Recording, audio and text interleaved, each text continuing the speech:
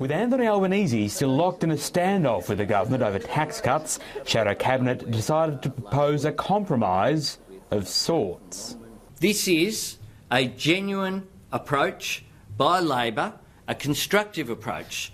Labor wants stage 2, moving the 37% threshold from $90,000 to $120,000, brought forward. Which would bring forward tax cuts faster for those who need it and, importantly, those who will spend it to stimulate demand in the economy.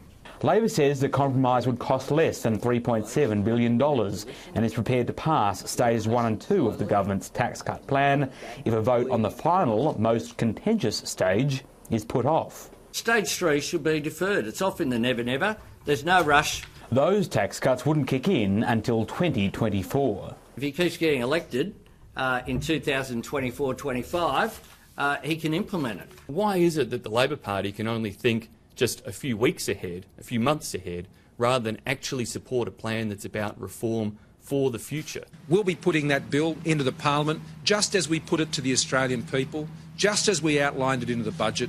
We've been very clear about where we stand on this issue. Where Labor sits on this issue is a complete mystery. Labor hasn't finalised its position on whether to pass or block all 3 stages if the government holds its line and puts its tax cuts to a vote as a single package. With the coalition unwilling to open the door to compromise, some Labor MPs are urging Anthony Albanese to wave the whole package through.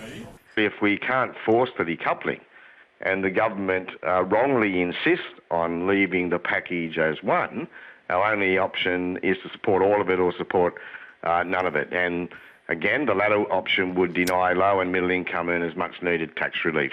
With Parliament set to return next week, the time is ticking for Labor to make a decision. James O'Doherty, Sky News, Canberra.